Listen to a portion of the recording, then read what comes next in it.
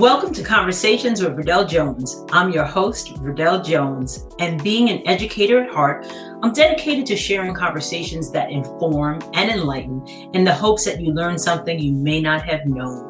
Thank you so much for tuning in, and we hope you enjoy the show. Welcome back to Conversations with Verdel Jones. I am so excited. Our next guest is here, and she's going to talk about her organization called INGNITE Worldwide. So without further ado, I would like to introduce Cathi Rodgveller. Hey, hi. How are you? Hi, Verdel. I'm doing wonderful. Thank you so much for asking. Good. Thank you so much for joining Conversations with Verdel Jones. We have a lot to talk about because I want to make sure that everybody knows about INGNITE Worldwide. So you're the CEO and founder. So tell everybody a little bit about INGNITE Worldwide. Sure. INGNITE Worldwide stands for Inspiring Girls Now in Technology Evolution. And we're a program that actually was created in Seattle Public Schools in career and technical education for those educators who work inside school districts. Know that CTE requires non-trad work, which means helping girls understand their opportunities in high-wage, high-demand careers. And that's how INGNITE was born.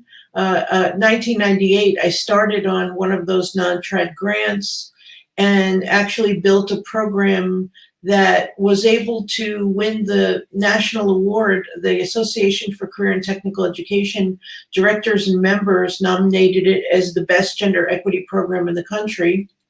And that's really what inspired me to start the nonprofit. And teachers from all over Washington State were excited to use the program and really demanding that I create some type of platform so they could use the program. Because when INGNITE is at a school, female enrollment in CTE classes that are traditionally mostly boys, computer science, engineering, any of those technical classes, goes from 30 to 80%. Wow. And usually they're under 5% female enrollment. And every CTE person knows that. Right. So how do we get girls in there? And so I developed this program over a period of many years, and realized that this is really something special. Women in STEM actually are the program.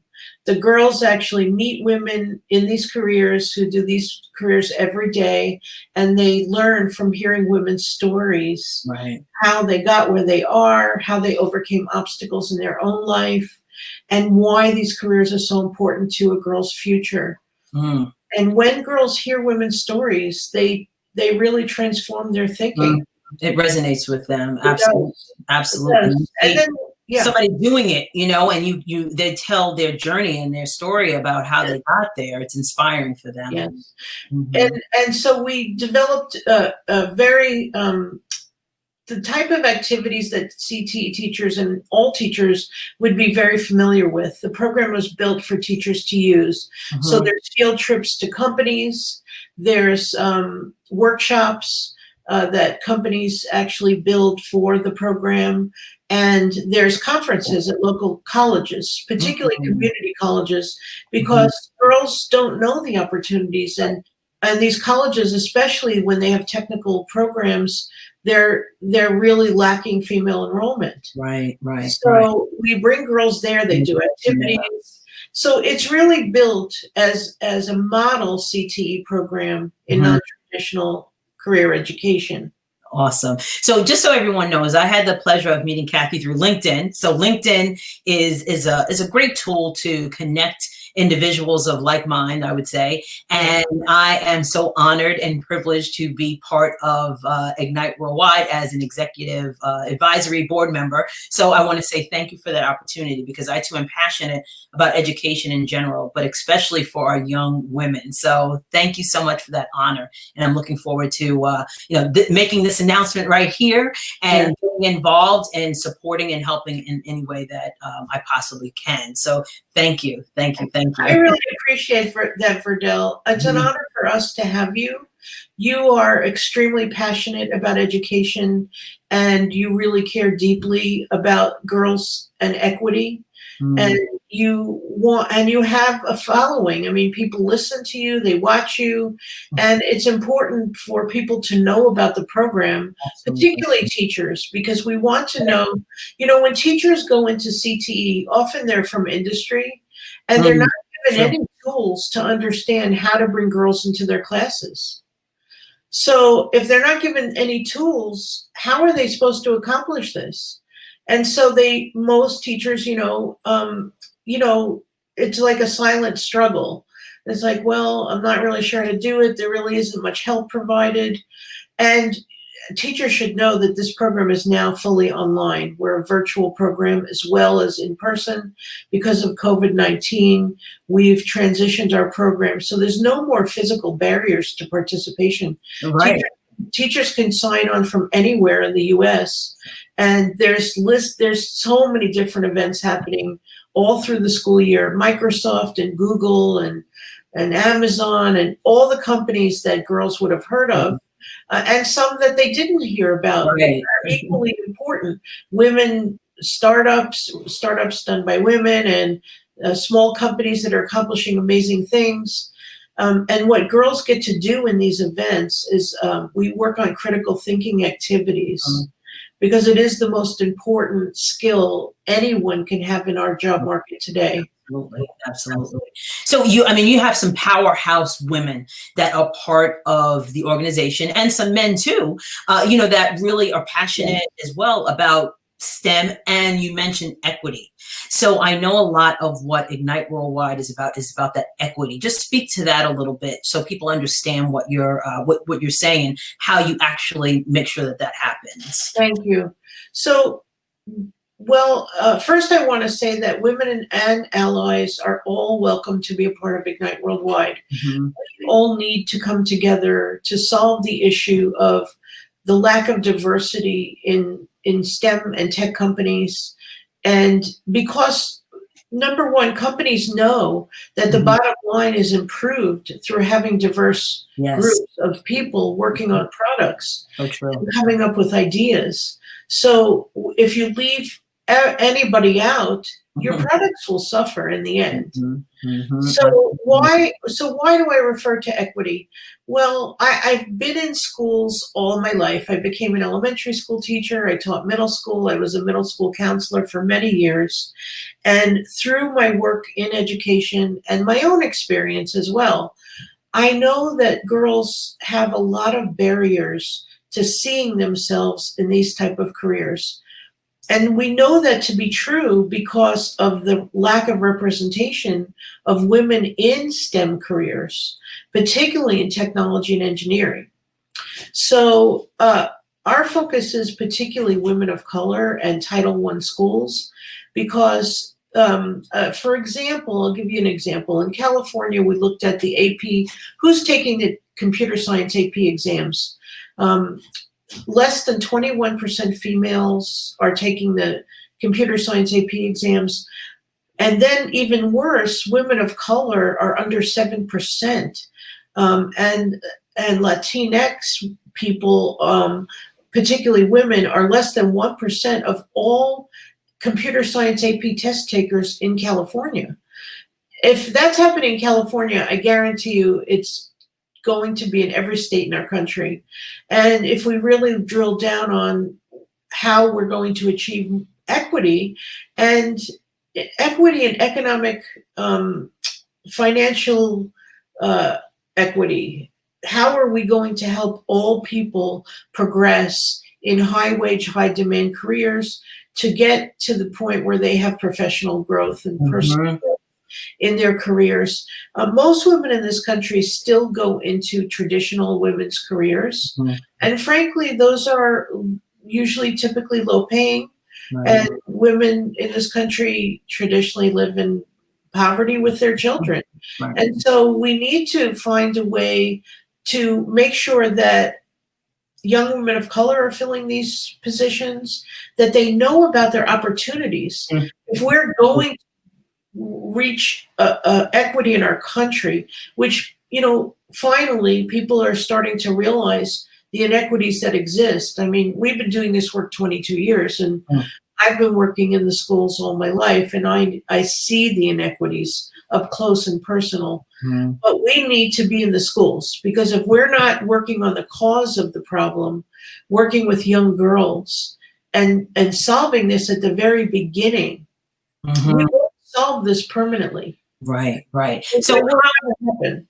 how do people get in contact with you, or how do you get into the schools? Like, what does that process look like? So if Yeah.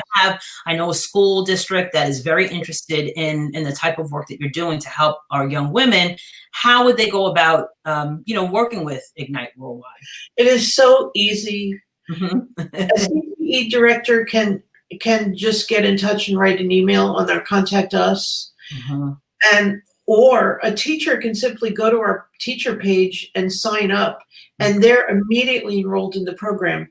We have a 6-minute teacher training, because now that the program is virtual, all a teacher has to do is watch the 6-minute video, and they have access to every single event in Ignite. We put no barriers to participation. We want teachers to be using this program. And then we contact the CTE director so we can become more officially,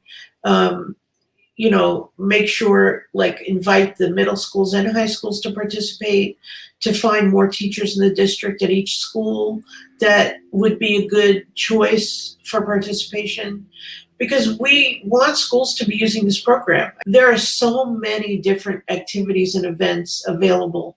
Companies are signing up faster than you can imagine, and they're amazing. We have some of these recorded so CT directors can actually listen and hear what these panels are like. So how can people contact you and reach out to you? Cathi, I just love the work that you and your team are doing. It is so needed, and I feel very privileged to be a part of it. So how can people contact you or find out more information about Ignite Worldwide? Yes. Well, LinkedIn is the best way, because LinkedIn is such an amazing tool for all of us. They can contact me on LinkedIn. The website, Contact Us, I read every single one. So I never miss somebody reaching out to us, especially a school. We have our program manager and a program coordinator who's going to reach back out and make sure that your transition to the program is very easy and smooth. And we really, being in this work for such a long time, I've learned how to remove barriers to participation, because that's the key thing that we can do to help teachers to participate on behalf of the girls, is to make this program as easy as possible to use. Teachers literally just have to show up with a group of girls, and we do the rest. We do all of it. The event is set up for them. So all teachers have to do is bring a group of girls or non-binary students as well, and that's it. And then they introduce themselves, and we invite teachers to talk about the classes and clubs that girls can join at school. Because we really want girls to know what opportunities there are. They get excited after these events. They want to know, well, what do I do now? And they want to be in these CTE classes. That's great. That's great. Yeah. Cathi, I want to thank you so much for being a guest on Conversations with Verdel Jones. I'm excited to see all of the work and getting schools involved. I know that you're on the West Coast. I'm here on the East Coast. So we need to get some of our East Coast teachers definitely involved in the program to help our girls. And I want to thank you so much for being a guest. I just want everybody to know I'm from New York. I went to Queens College, and I lived in Queens and New York most of my life. So it would really make me happy to have schools from the East Coast start to join the program. Please, don't hesitate. Just contact us, and we'll get you started. I want to appreciate. I really want you to know how much I appreciate this opportunity. Thank you. Thank you. Thank you. Again, thank you so much for tuning into Conversations with Verdel Jones, and we'll be right back. If you have a story or information to share and you would like to be a guest on Conversations with Verdel Jones, please visit our website at verdeljones.com for more information. Next up, we have a very special guest. Without further ado, I would like to welcome Julio Taku to Conversations with Verdel Jones. Thank you very much, Ms. Jones. It's so nice to have you. It's so nice to have you here. You've been doing some great things, and as I was sharing, we met. I guess it was maybe about 3 years ago. Yeah, I think it was 2017 at your spoken word event. Exactly. So Julio was one of the students that competed for a poetry slam scholarship, and his spoken word was amazing. And that's where we got to meet. And, and through these years, like I said, I've watched him just develop and grow into, he was a great young man then, but, now he is, he's doing his own thing, and we're going to talk a lot about that today. So thank you again for being a guest on Conversations. No problem. Thank you for having me. Thank you. So tell us what you've, first of all, why were you into spoken word? Well, I've always been a big fan of the arts, and poetry was an easy way to get like my thoughts on paper. And I think it was actually an assignment that was given to us in school that I took and decided to make worth more than just a grade, because it's easy to do an assignment, you get a grade for it, and you move on to the next one. But that particular piece, it resonated with me. So I decided to take it and make it more than that. I believe I then took it to my then dance teacher, and we made an interpretive dance piece out of it where I was narrating the poem in the background, and we created a dance on top of that. And we published it on the website at Walt Whitman High School, Xanadu Literature Magazine. And I was just having several people tell me like, oh, this is a really great piece. So I wanted to see how much further I can take it than just the A+ or like the 100 that I got on it in class. So besides that, spoken word, I had been actually on like a poetry kick.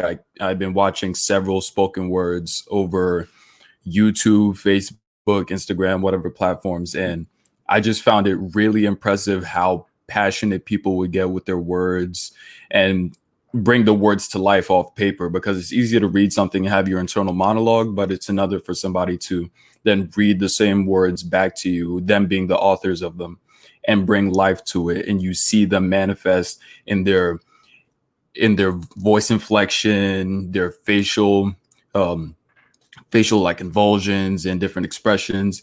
And that to me was just beautiful. So when the opportunity presented itself for me to bring the piece to a larger audience, I was like, even better. And I'm happy you did. And it was definitely a powerful piece. So I thank you for that. So now, fast forward, we're moving along. You majored in journalism? Journalism, right, yeah. Majored in journalism. But now what we really wanted to get into is you have a new podcast. And, Indeed. when I heard you were having a podcast, it's beautiful. And I heard the intro, the commercial, little piece that you did. And I said, this is going to be great. So tell people about your podcast, the name of it, why you decided to do it, what it's about. Well, the name of my podcast is Across the Mic with Julio Taku. I had been racking my brain for probably a week and a half after I had bought the equipment for what the name would be, because that was really the missing piece I needed, that and the graphic. And one night I just sat at the dinner table as I was brainstorming on my phone, and I just said it out loud. I was like, do you guys know anything? Like, do you have any suggestions for names for my podcast? Keep in mind, I've been racking my brain for a week and a half myself, even some of my coworkers at work and some of my other friends that I told about it. We couldn't figure one out that would stick or one that wasn't taken. And then my little brother, Kritz, he's turning 13 in December. Nonchalantly, he's just like, what about Across the Mic? Bingo. It just made so much sense that it made me mad. I was like, yo, right. Exactly. I was like, yo, if this name isn't taken. And then I looked it up. No podcast has that name. Wow. None of them are Across the Mic anything. So I was like, eventually when this becomes lucrative, I got to cut you in because you helped me come up with the name for this. Like, you helped me establish the brand. So he's going to get a little something out of this further down the line, but he helped me discover the name. I had the desire to create it because for as long as I guess like my voice dropped, I've had people tell me, oh, you have a great voice. You could do like radio, you could do a podcast, you could do voiceovers, but I never like paid too much attention to it. I've been like, oh, that's cool. But I didn't actively seek ways for me to then put my voice out there through audio or voiceover. So with the pandemic, and I hate saying it, but with everything going on, it's such a cliche at this point, but it's really with everything going on. I found myself like, I already have a stable enough like following and social media presence, but I wanted to elevate it more than that because I write for the Stony Brook Press. That's the culture magazine at Stony Brook. I'm one of the culture editors there, and I've already done written work. I've got bylines out there. So I was like, how do I find another medium to put out my opinion or to elevate other people? Because that's another big part of me creating. I don't want it to just be like, sure, my name is part of the brand across the Mic With Julio Taku, but the platform is really meant to build laterally. I want to be able to elevate everybody that I have on or that I speak about. So I was like, you know what? I'm going to start a podcast. I toyed with the idea for years, literally years. But when I finally decided I was going to do it, took a little bit of money out of my savings. I was like, you know what? I'm going to buy the equipment. This is an investment. It's going to be worth it. It'll pay for itself further down the road. So I bought the equipment. So I at least had the concrete, this microphone being one of them, and these headphones. I needed these to be here so it wouldn't seem so far-fetched. I needed the physical representation of what the podcast could be and that I can do it now in order for me to move forward. Otherwise, I would just keep chatting about it and not move at all. And my mom always tells me, she's like, Julio, you're really good at talking, but sometimes you just don't bring your plans to fruition. So I was like, okay, I'm gonna prove her wrong with this one. But proving her wrong doesn't hurt either of us. Exactly. It builds my success. So I was like, you know what? I'll just buy the equipment, get that out of the way. And then finally asked a friend of mine, Josh Joseph. He's incredible. He's one of my best friends. Went to Walt Whitman High School with him. We both graduated same class. I now work with him at the Stony Brook Press. We both majored in journalism. Okay. Who would have thought? He was top of the class. I was literally mid-pack. Out of 900 kids, I was 450. He was one. So I didn't think I was going to end up in a classroom with him, let alone the same major or school. And then here we go. He designed the graphic for it the same night. I sent him like a picture. I'm pretty sure I sat in this same chair. Sent him a picture of me. I might have even worn the same shirt. Sent the picture, and he traced over it, did his little graphics and Photoshop thing, and sent the graphic back. And I was like, this is incredible. I love it. I was looking at it and I'm like, this is really cool. And I was going to ask you about that. Yeah, so he's exceptional. So he created the graphic, and he's not a graphic designer. No, he's not formally a graphic designer, but he does graphics.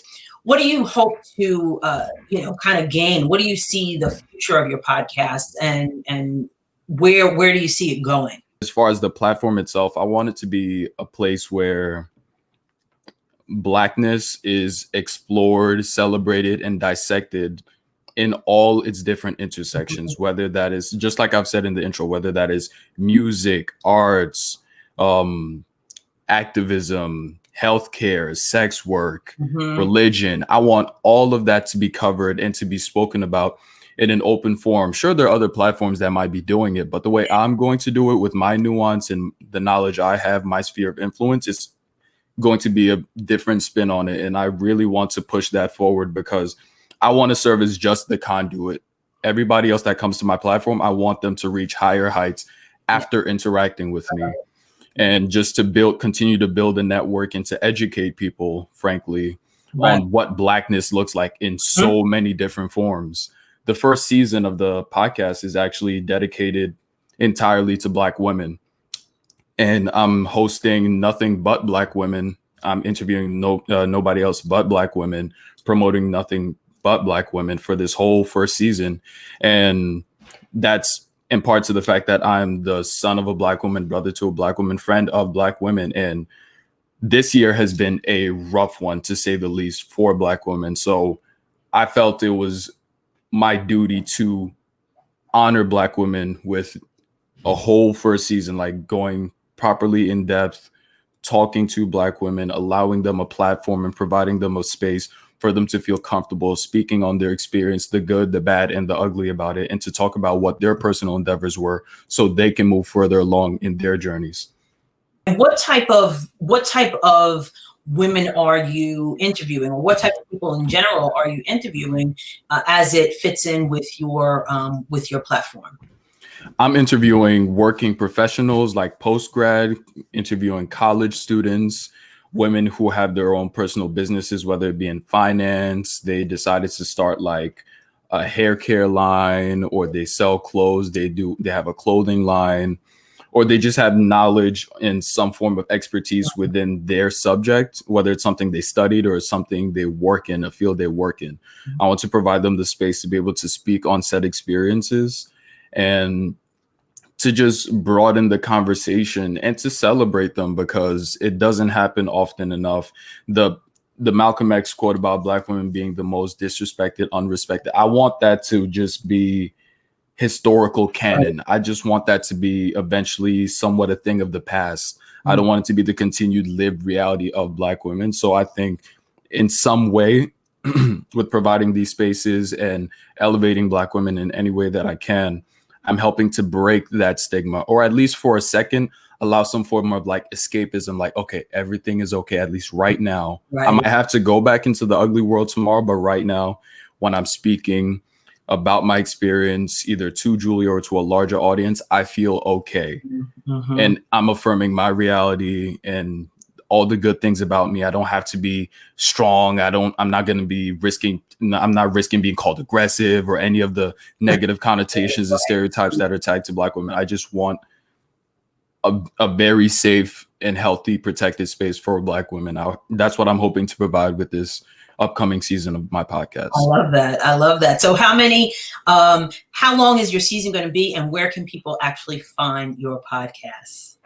The season is going to be 14 episodes in total. I'm teetering between either an episode a week, but leaning more towards 2 a week. That way it's a condensed 7 weeks. It's going to be intense for me because I have to interview, script, edit, record, and do all that stuff. But it is a labor of love, and I think absolutely necessary. It's the bare minimum I can do next to actually like putting money in the pockets of these Black women and like housing them, or like, going above and beyond is the least I can do. So that's what I'm going to be doing over the course of these 14 episodes, 7 weeks.